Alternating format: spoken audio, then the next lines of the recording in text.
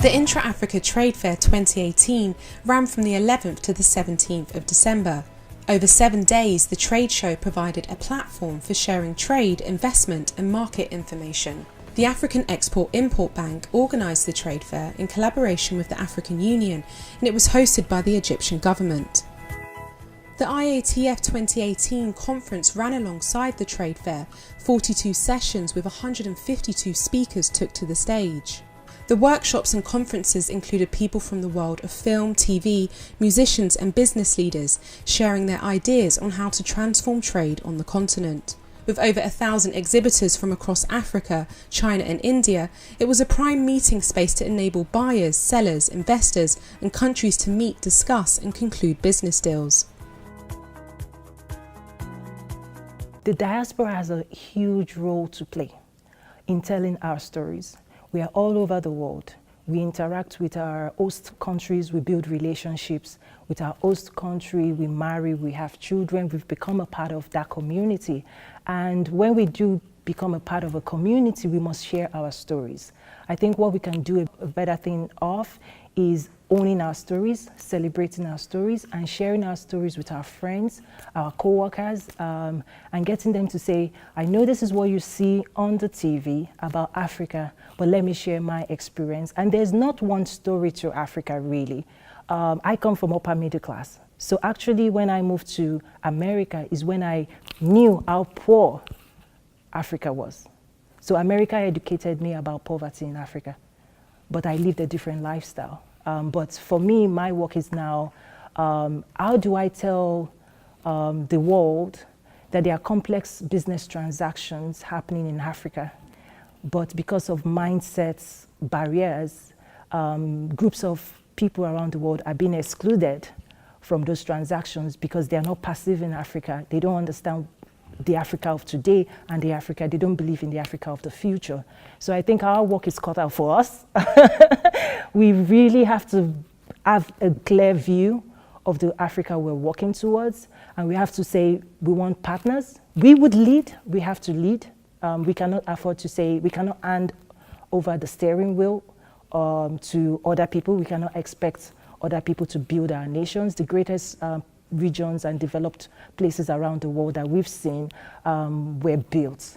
A nation is built, and we want to call on all the diaspora to please join. What we do know is fragmentation doesn't allow you to negotiate in a powerful way, right? So by Africa coming together, and the interesting thing or the funny thing is people already perceive us as one country anyway. So why not? So I see unity in number, unity as a force, unity as a strong negotiating bloc on the global market, to say as a unit we can go to the market and say this is our value, these are our people, this is our market, this is our infrastructure, this is how we want to play on the global market. It's easier for us to have that conversation united than divided. So the Intra-Africa Trade is a landmark event, it's history, and one of the things I say is everybody that is part of this inaugural event, they are the risk takers. Because when you're trying to do something for the first time, it's really challenging to share your vision and to get people to support your vision. So I must commend President Oroma, the head of and chairman of the board of Afri-Exim Bank, for his vision. And I say this is the type of leadership that Africa so needs. This is the time that we need that type of leadership, and this is the first actualization of the African Continental Free Trade Agreement. It's not just we want to do. Now we can really say that we do believe in it. We are putting money where our mouth is.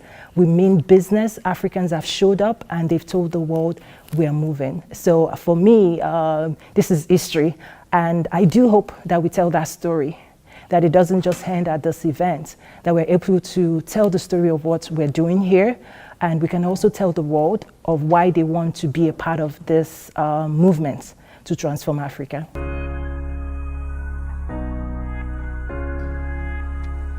The answer to the questions posed by Dr. Nkrumah is obvious. We must reverse engineer the colonial strategy of divide and rule. We must create an integrated market for our continent. IATF 2018's aim was to promote trade with African countries and support the implementation of the African Continental Free Trade Area. Discussions on the ratification of the African Continental Free Trade Area were hosted by the African Union and Afreximbank. The African Continental Free Trade Area aims to remove 90% of trade barriers. 49 African countries have signed.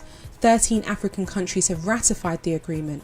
The African Union need 22 ratifications in total for them to move it forward.